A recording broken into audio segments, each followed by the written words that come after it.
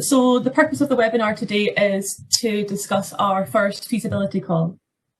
So we have an hour with you today, and the idea is to have a presentation from our Hub Director, Geraint Gill, who's based at the Sheffield University, as am I, before opening up to questions. So obviously, as you know, all of you just now are muted.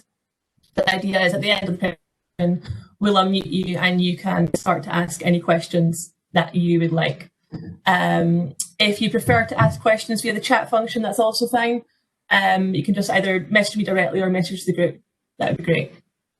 Okay, if we can leave questions till the end, that would be great. And as I mentioned in the email, this has been recorded and we'll be posting it on the website after the presentation, as well as the slides, so you can kind of look back for reference if you need to. Okay, so I'll pass on to Geraint now. Okay, thanks, Laura. Thank you all for taking the time this morning. I don't know what's happening on the sound. Is that coming through okay? Or are you getting an echo? Is that better now? Okay, right. That's better now, yeah. Okay, right. Okay, as Laura said, I'm director of the Hub. I'm a professor of electrical engineering at the University of Sheffield, where I've been for 35 years this month, actually, but that's not particularly relevant to today. So, have the next slide. Are you working the slides, Laura? Okay, so very brief agenda. I want to give you a little bit of background to the Hub. Very, very briefly. I'm not going to go into great detail there. We've only got an hour and there's plenty of information on the Hub website, the address of which is at the bottom there. And also to give a little bit of rationale and a technical scope of the call and the process for selection. Excuse me a second.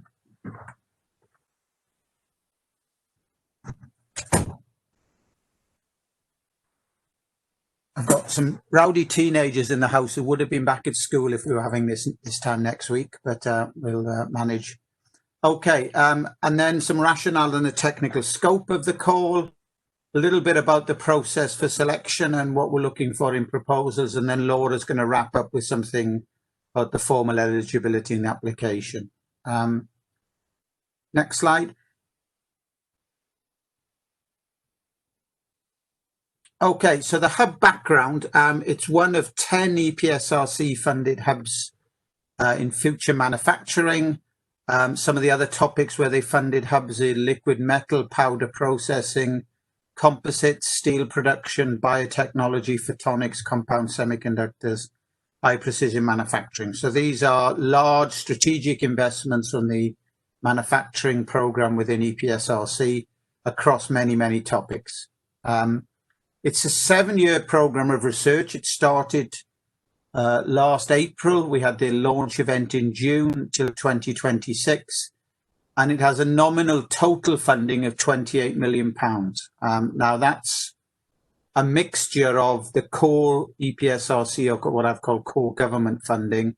The core EPSRC funding is actually 10.3 million with an additional 150 coming in soon. So it's 10.4 million, and it's focused on low TRL and public domain dissemination of the outcome. So the core of this hub is a large EPSRC grant to do, if you like, EPSRC type research for public dissemination and outcomes. There's also 13 million of it contribution from industry, a combination of in cash and in kind and allied projects. So this is activity that is not directly in the core, but aligns to the core, and in many cases are projects done one-on-one with companies in this field. And that includes, I think, 27 commitments to fund industry-funded PhD scholarships and institutional scholarships. And the institutions, the university partners, are putting in about 4.7 million over the 7 years. That's things like equipment match funding, PhD scholarships and the like. This was awarded in open competition with other topics and disciplines. So there wasn't a call for anything specifically in electrical machines. It was a call in any topic, and we pitched in with electrical machines. Next slide, please, Laura. The academic partners in the hub at the outset are 3 universities essentially, but really 6 research groupings. There's the electrical machines group at Newcastle University. There's the electrical machines group at Sheffield, of which I'm a member. There is also the digital manufacturing group led by my colleague Ash Tiwari in Sheffield. As a separate kind of research grouping in there. There's Alistair MacDonald and the EEE department in Strathclyde. There's also AFRC, which is based at Strathclyde, and AMRC at Sheffield. So there are 2 Catapult member research centres in there, and kind of 4 research groups within mainstream departments, 3 of which are electrical machines. So it's about a 50-50 split between background of people who would regard their background as electrical machines, and about 50% would regard their background as manufacturing. Okay, the next slide, and that's fairly reflective of the nature of the activities in the programme. We have a focus within that a big picture of electrical machines. So the way we pitched this to EPSRC and the reviewers at the bid stage was the manufacture of high value, high integrity, low to medium volume machines for key UK sectors. Aerospace, renewables, what we call premium automotive. So this is not mainstream EV traction drives. This is the smaller volume, higher end automotive applications. Some of the things about those applications, they tend to have a premium on power density. In applications, they have an eye on cost, but cost is rarely the overriding criteria in the design. It's also performance. And many of those sectors have very high requirements for process certification. So ultra reliable, sometimes safety critical, a lot of process certification and a lot of meeting particular standards. As it says there, we anticipate some spillover to mass market high volume manufacture, such as mainstream automotive, but it's not the primary focus of the hub. We didn't set the hub up to look at how we make mainstream, cost-sensitive, mainstream traction machines 20% faster in takt time, okay? What I would say is the scope of the feasibility studies can include stuff that's better suited to mass market than premium automotive. It's a bit of an artificial distinction in any case between what technology do you apply in low volume manufacture and high volume manufacture. There's a big overlap area in the middle. And so within feasibility studies, if what you want to do is a little bit more in tune with mass market applications, that's fine. We see kind of a lot of synergies between the 2 areas. And if you like, that hub focus is slightly reflected in our starting group of partners. Laura, can you do the next one? Next slide. So our industry partners, the vast majority of whom signed up before we bid to EPSRC are listed there.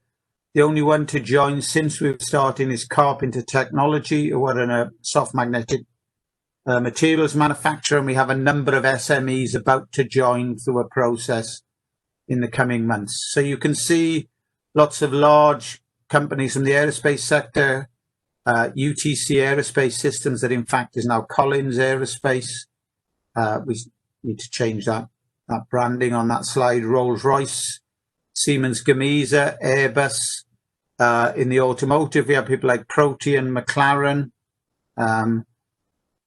also GKN Aerospace. So a wide range of companies, fairly large scale companies. ZF, for example, make power steering up in the northeast. So a large number of large companies, all of whom committed significant contributions to the original proposal. As I said, we keep growing that partnership. Dyson, you see there as well. So it's a fairly broad spectrum across lots of different market sectors, and that's very much the theme of the hub. Although we have a lot of aerospace companies involved, it is not just aerospace by any means. We're trying to look across many sectors. Next slide, Laura. Thanks. So very quickly, the hub team, we have a hub executive, which is essentially a representative from each of the research groups who meet monthly to do the month-to-month business of the hub. We have other academic co-investigators, that their names aren't listed there, but they're on the website. We have a research team, which is currently 16 postdocs, not all of them at one FT. There's roughly 10 FT of postdocs active at any one time, spread across the partners, spread across disciplines. There are some manufacturing engineers, mechanical engineers, out and out electrical machines people in there, so a mixture. We have an industry advisory board, which at the moment contains one representative from each of our partner companies and some organizations such as the ATI and EPSRC.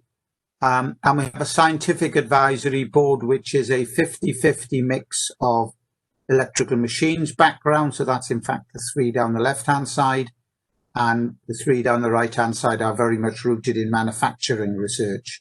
And they're a mixture of UK and overseas. And we currently have 8 PhD students who are either part sponsored by the hub or funded by industry partners to take part in the hub. So it's quite a big and growing team. Okay, Laura? So this is probably the substance of what I want to talk about what we're doing at the moment, which is the work program. We have a core program which is largely delivered by the research staff, the postdocs, in that blue box in the middle. It's split into two, what EPSRC asked us to call grand challenges.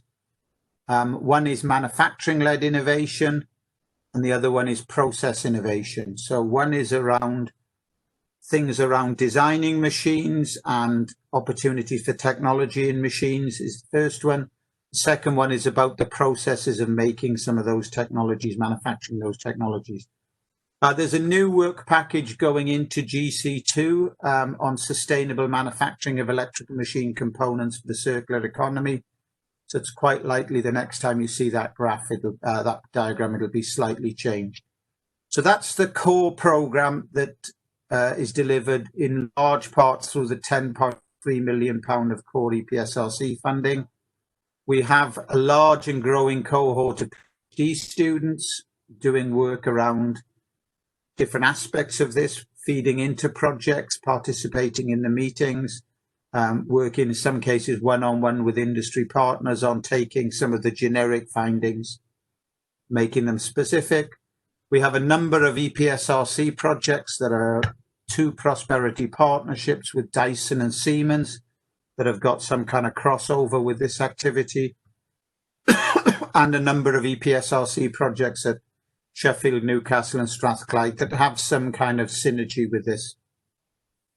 We have a growing number of projects from funded within the Catapult, for example, at AMRC, or from Innovate UK with Sheffield have just secured another one, that aren't strictly part of the hub, but sit alongside the hub and benefit in a kind of two-way interaction with the hub. The other part that's funded by EPSRC is this part here, which we're talking about today, which is an 800k pot of money to be spent over got committed over the 7 years of the program to bringing new university partners to work with activities outside, and it's that pot of funding is funding this first feasibility call. So you can see it's quite a complicated picture. 5 big active research groups with lots of other things going on around the edge, as well as the core program. Next slide, Laura.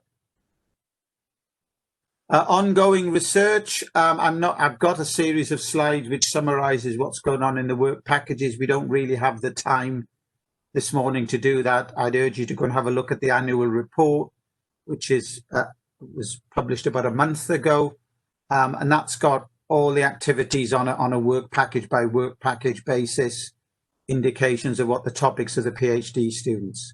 I think the key headline from that is it's the breadth of research. So fiber Bragg sensors, vision systems, forging of shafts, lightweight cases, robotics, laser cutting, and even some electromagnetics. So if you take one message away from today, is that it's not all about classical electrical machines research. It's a much broader picture. It has its center of gravity in manufacturing, obviously manufacturing that's relevant to and involved in electrical machine manufacture, but it's much broader than just a set of machines, researchers researching machines. Next slide. So what's the rationale of a call like this? So all the EPSRC manufacturing hubs, as a requirement, a condition of their award, was to include about 10% of research element budget for allocation to projects from outside the partners. Okay, we explicitly ruled out bids from within existing partners into these pots. Some hubs haven't. I think there is enough budget for the partners in the rest of it. So we have, as a hub, taken a decision that all of this 800K will be spent outside the hub partners. We have 7 years over which to spend that funding, backdate, well, 7 years from last April. We anticipate that being largely front loaded. And that ties in a little bit with the last point on this slide that I want to talk about. Having mandated that we have this element within our overall budget, EPSRC have given us significant flexibility in the mechanism and scale of awards and how we do it. And I meet with all the other hub directors a couple of times a year with EPSRC, and they're basically evolving models of how they're committing this funding for external partners. Most of the hubs seem to have started with smaller feasibility proof of concept type awards, like ourselves. Some of the more established hubs, now there were 3 calls for hubs. We were in the last one, so there are hubs about 3 years ahead of us in their programs, have developed a kind of stage 2 awards. We're still looking at this within our hub and have gone down the fairly conventional route of feasibility studies to start, and then let's look at how we use the remainder of that fund to best meet the objectives of initiating new research, supporting new researchers. The basic intention is to broaden the scope of activities in terms of institutions, personnel, discipline, and research topics.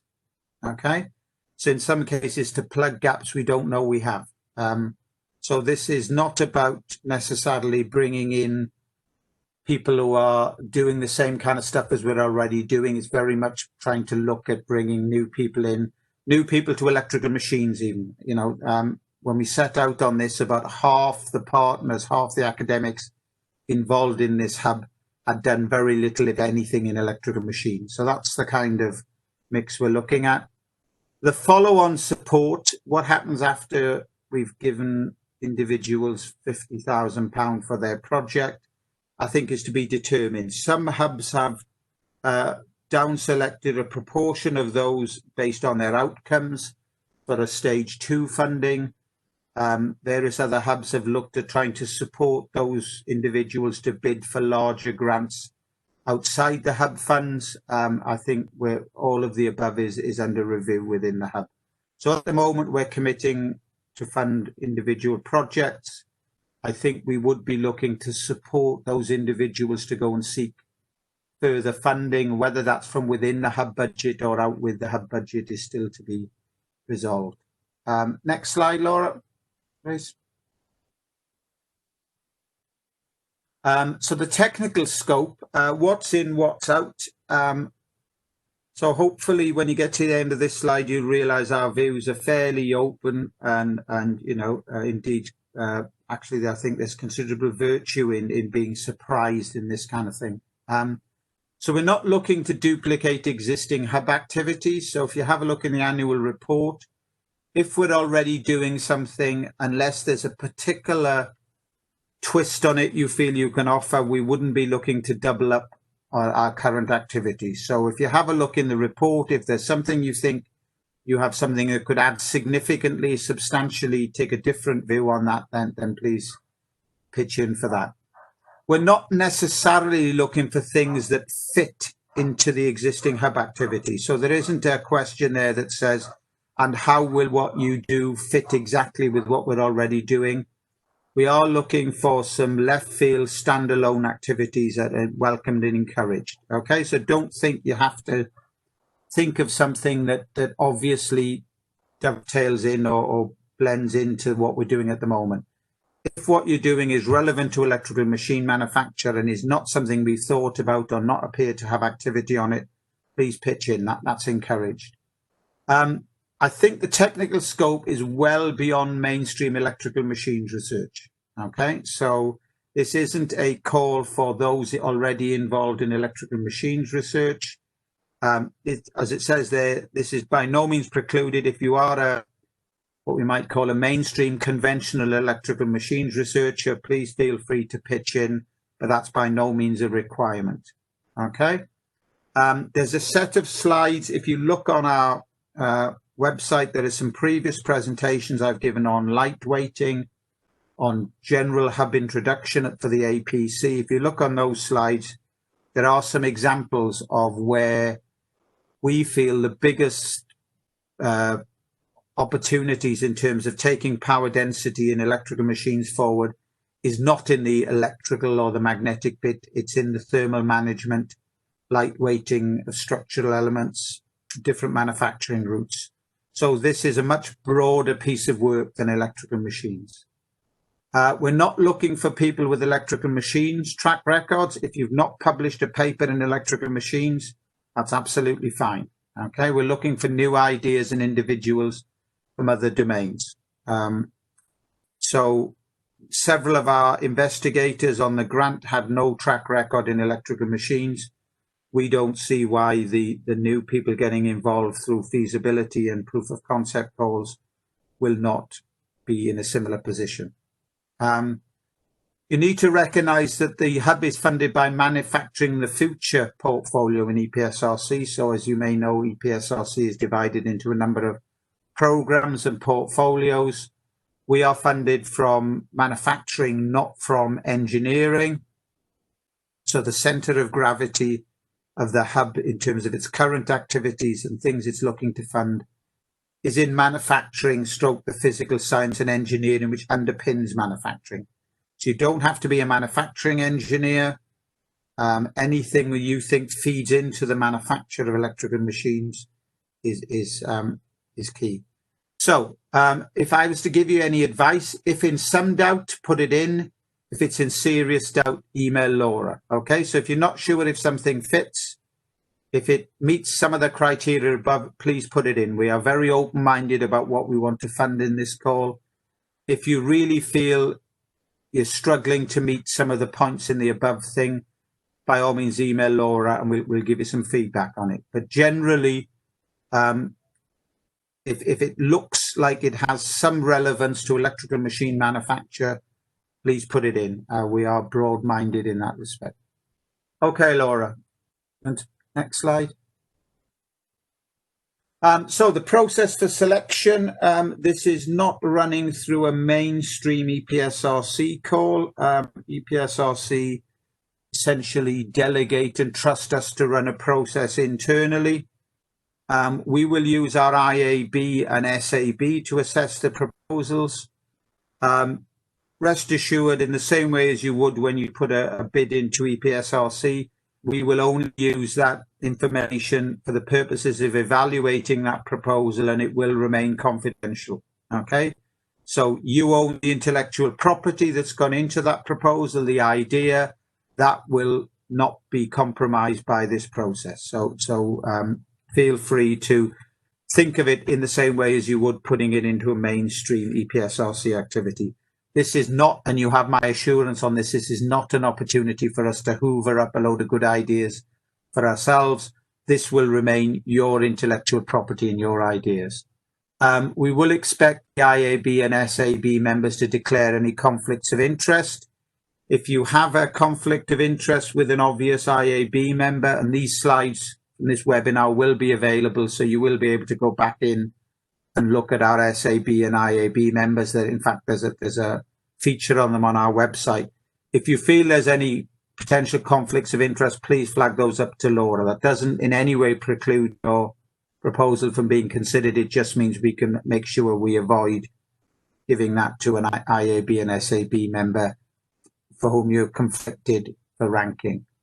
The number of reviews we will undertake or ask IAB members and SAB members will depend on the number of applications. We've tried to get a bit of an idea from previous hubs as to the kind of response. It's very variable depending on their community, depending on what was happening at that particular time. So we will undertake to not have no fewer than 2 applications. We might be able to get 2 reviews. We might be able to get more reviews if we have a reduced number of applications. So there'll be a bit of a balancing work job there. The Hub Extended Executive Group, so this is the lead from each institution that's a member and their alternate stand-in. So that's the Extended Hub Group, the kind of lead from each organisation and the backup from each will act essentially as a ranking panel. So it's not their job to re-referee it. It's their job to look at the referee's comments and try and determine the rank order list that we will fund. So in some ways, we're trying to mimic internally a process that's not dissimilar to a conventional EPSRC process, but of course it won't have direct EPSRC oversight. The feedback will be available from Laura after the ranking panel meeting, rather grand calling ourselves a ranking panel, but that process. We aim to complete the process and inform applicants by the end of October. So the closing date is the end of September. We will look to try and turn those around in a month. I think there's a little bit of volume dependency. If we are overwhelmed, that might stretch a little bit, simply be in terms of managing sensible workload for our IAB and SAB members to do proposals justice. But the intention is around about the end of October. They're proposing to fund 3 grants of about 50k each. There is some flexibility in this. We have a fund that's obviously bigger than that is meant to fund several ongoing calls or future calls. But if there is a good reason to fund a 4th, let us say a 5th, then we have the flexibility to do that. But nominally we're looking at 3. If there's a compelling case why number 4 and 5, we do have the flexibility to look at that. But it's those kind of numbers we're looking at. Okay, Laura, have we got the next slide? What makes a good proposal? We've tried to make this a fairly short form proposal. You know, it's a relatively modest sum of money. And so we've tried to make the proposal at least proportionate, if not slightly shorter than proportionate for the amount of money involved. So it's obviously, as I tell all students for many years, answer the exam question. We've hopefully framed it in such a way within the form that it's not too onerous and not too opaque what we're asking for. We're looking for things that are innovative and novel, even radical, okay? That there's clearly a spectrum between innovation, novel, radical, wacky, crazy. I think we're very much open to looking at things that are innovative and novel and radical. So if it's not something that's in the conventional wisdom or conventional thinking about electrical machines, please don't be deterred from pitching in. There's something that has clear potential for follow-on research by the applicant, okay? In other words, if you're saying, I'd like to start an activity on this, or I've developed this for this technology, I think it lends itself to electrical machines. One of the things we will be looking for is, does this have the potential, once this 50k funding has been used up, to move it along for further research, okay? That's further research by you. It's not looking for us to sweep up the outcomes of the research. It might be to offer you some support, possibly even collaboration down the line, but it's something where it has the potential for you to take it up and go forward with it. In other words, the 50k support here is the start point, or the maturing of the idea rather than necessarily the end point. I think also we have to be realistic about the funding available. And so please don't promise the earth and say you will solve all these problems. We're looking for plausible outcomes in the timescale. Okay, this will fund some activity which might be, depending on the rates in your various institutions, possibly up to 6 months of researcher time, possibly some opportunity for some small scale prototyping, consumables. You are going to achieve a limited amount with this funding. That could be an important amount in terms of showing the proof of concept, developing the idea, showing the feasibility of the idea. But please don't go overboard in promising radical, revolutionary outcomes and large scale outcomes. A dose of realism is helpful in this. So we want people to be ambitious, but be realistic, reflecting the timescales. Okay, Laura, next slide. I think this is over to you now, Laura. Yep, that's over to me. Yep, thanks, Geraint. So yeah, I'm just going to finish up the presentation today, talking a bit about eligibility before going on to apply and kind of go through the proposal form. So this feasibility call kind of follows normal EPSRC rules. So it's open to all UK academics eligible to receive EPSRC funding. So the PI would have to be a permanent academic member of staff at an eligible institution.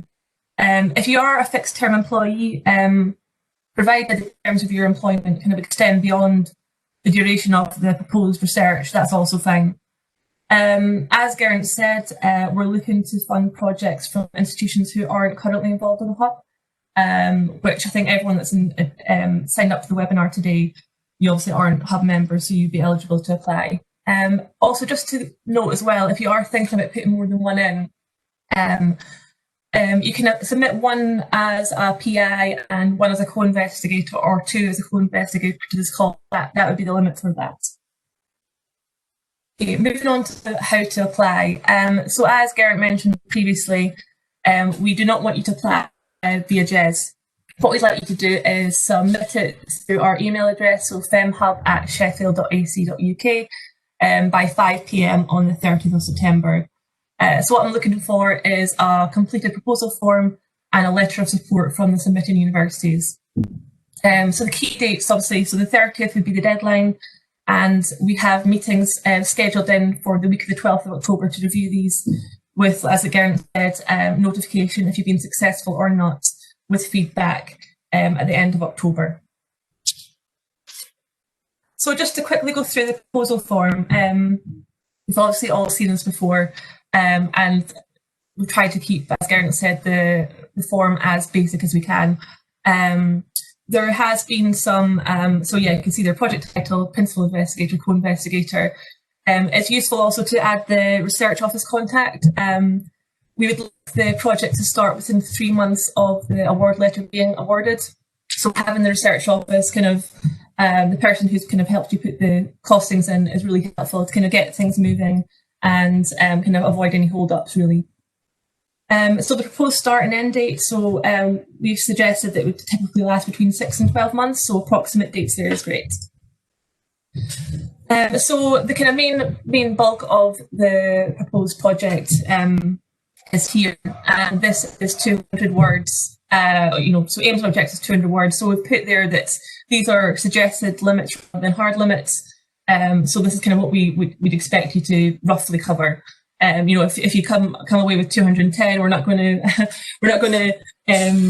not accept your proposal, but it's just to kind of give you an indication on what sort of word count we're looking for. And the main thing I kind of want to talk about is the resources, so kind of what the costs basically. So as Geraint mentioned, we're looking for between 6 and 12 months and a maximum value of 62,500 at full academic costs, with obviously would be awarded at 80% FEC like normal. And they would follow the standard kind of UK terms and conditions of a grant. So directly allocated costs, obviously you're looking at the PI and co-I costs. You'd be working on the grant, estate costs, kind of covering, building, utility, basic services, and other would kind of be anything from like kind of clerical staff, operational costs that aren't covered in any other headings. with the directly incurred costs, that is staff costs, so any researchers that will be working on the project, travel subsistence. Obviously, this would still follow normal EPSRC rules, so kind of you'd be using the most appropriate method of travel and obviously standard class. But obviously, during these times, they've asked you to consider keeping in mind any government restrictions that are taking place. And it's just to kind of keep that in mind when you are submitting costs, because your costs might be higher than they might have a few months ago. So conferences are okay to be funded, but obviously they have to fall within the dates of the proposed project. They can't fall out with these times. And other costs is obviously anything, cost of administration, any other personnel, finances, library, that sort of thing as well. So if there's any questions about any costings, feel free to email me and I can answer kind of more specific questions directly. But now that's kind of the end of that, and we're kind of going to open to any questions now. Laura, can I just add a couple of clarifications that have gone through that? Can you go back a few slides? Eligibility slide. No, one more. One more. So I am always conscious, as a former head of department, not least, about issues around whether researchers are allowed to apply in their own right. I think the best thing to do is to look at the EPSRC website for the definitive criteria, because there's and take your advice within your institutions. I think the eligibility is the same as it would be for applying to EPSRC directly. And so rather than try and cover every option in our guidance, I'd say have a look at the EPSRC website. I can send around the links as well after this. I'll send around the presentations and the links that we talk about in that content as well. We are essentially mirroring the EPSRC eligibility criteria in this call. That seems to be the way that all the other hubs have done it. So that's the kind of route we're taking. Can you go on to the next slide? Yeah, sure. So, letter of support from a submitting universities. Does it detail in the call, Laura, this exactly what this covers, or does it just say? Yeah, it's on headed paper. It's just kind of any universities that are involved with the call to submit a kind of And have we specified? Have we specified the signatory for that? We haven't, no. Okay, from my perspective, I think that can be head of department or above. If you want a letter from your head of department, I know senior management of universities are not short of things to do at the moment, and signing off letters for modest grants may not get up to the top of the pile. So I think head of department and above will suit for that, and we'll amend the guidance, Laura, on the website. Yeah, that's good. I'll do that. Yeah, of course. Yeah. So hopefully that's less onerous than you getting a letter from a pro vice chancellor or vice president or whatever. So head of department, and that basically says that they're supportive of you bidding. In a sense, it gives us the necessary assurance, because we're not putting this through JES where there's an institutional sign-off. So it's a little bit detailing how they're going to support you, and confirmation for us that the university is behind this bid, because we don't have a formal sign-off through JES. So head of department or above is fine for that one. Can you go to the next slide? All right. Yeah, this one. Next one again. This one, So yeah. Section B and C there inevitably in answering that involve a level of knowledge of what the hub is doing at the moment. In evaluating that, and in the guidance we'll send to the assessors, we will take it. It's reasonable for you to know what's in the annual report, but no more. Okay, so you're not at an advantage or disadvantage if you're close to somebody who works in the hub. We will take it. What it's reasonable for you to understand is what's in the existing annual report. So in terms of what the hub's research agenda is, There's the slide pack we've used today about kind of roughly the kind of vision, the kind of scope, the remit of the current hub, and our annual report. We don't expect you to have any more information about what the hub is thinking about doing or what it's doing than what's available publicly in the annual report. So that should help you on that. I think the last slide is on my last clarifications on the costing. So the costing is essentially, if you've got an internal costing tool like we have in Sheffield, you'd fill it in normally on an EPSRC basis. So things like the standard UKRI terms are things around computers and laptops on spend. Ultimately, we have to submit these claims and expenditure through to EPSRC, who will hold us to the same rules as they have about computing capability and the like. So just think of it in terms of what's allowed and what's not allowed as a standard EPSRC proposal. If you're in any doubt about that, feel free to give Laura a shout. But it's basically standard EPSRC terms on things like computers and so on. Right, I think that was all I wanted to to that, Laura. Have we got any questions? I think there will be. There's a couple that's come through. Let me just unmute people. So let's just start from the top. Let's have a look.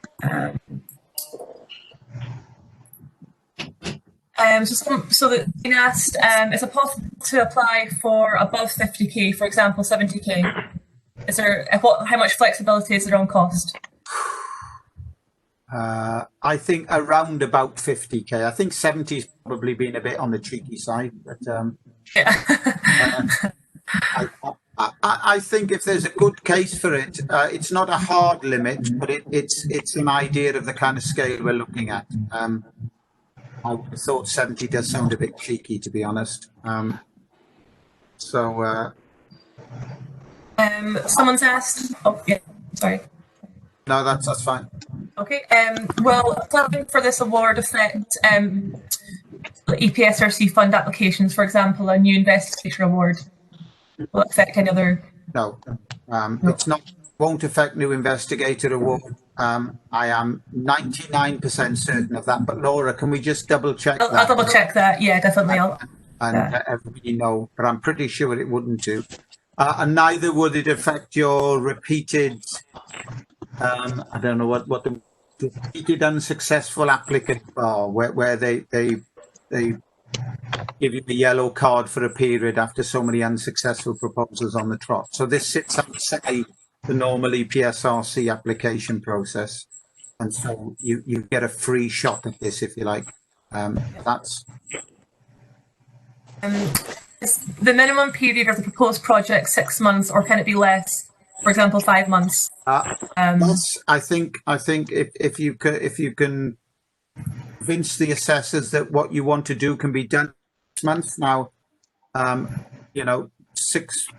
that's fine. I think the normal expectation would be a 50k project would probably be in the 6 to 12 month window, depending on whether you put somebody on it full time, part time, whether you have different phasing in it. But no, there's no minimum period. So by all means, put in a 5 month proposal. That's fine. This is related to the fact that we want them to start within 3 months of the award letter. Someone's asking to start in February of next year rather than. I think if you put in the proposal a reason for why that works, and you know there are multitude of reasons that are to do with availability of staff.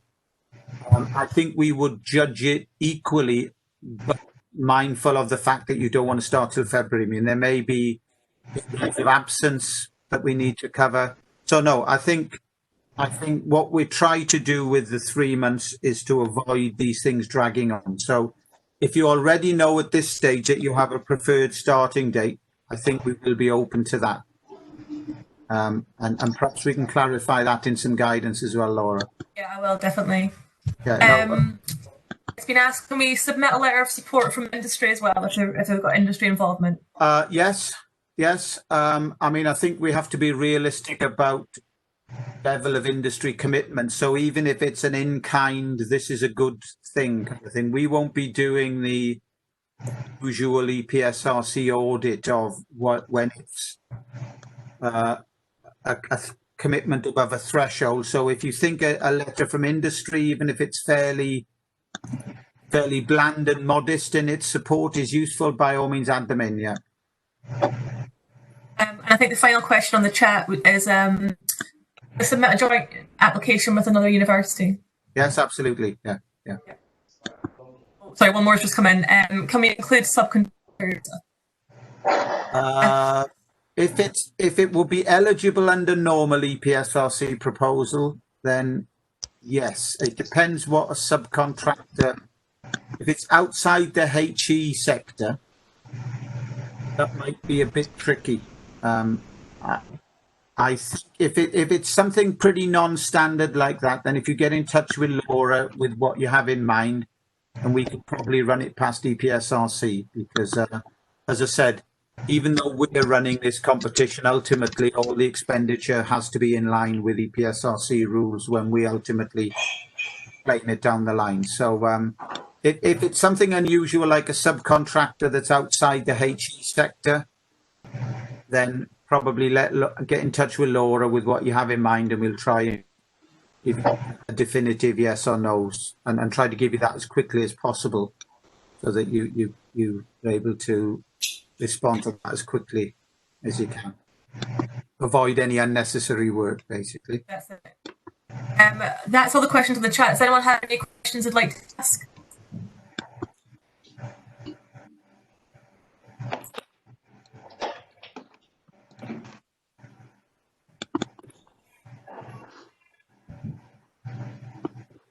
No.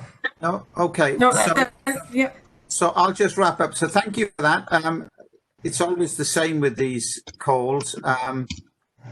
You wish you'd done them before you'd written the guidance, because several of the questions you've asked in the last 5 minutes have realised that are kind of not exactly gaps, but clarifications. We will make the slides from today's webinar available on the Electrical Machines Hub website. We also put some supplementary guidance on the website to address some of the issues that have cropped up today. So keep looking out for that. I think in the spirit of these kind of things, I think if people raise questions after the event, and please do email into Laura if you've got any queries, we will probably respond to those in an open manner in terms of posting up responses to questions periodically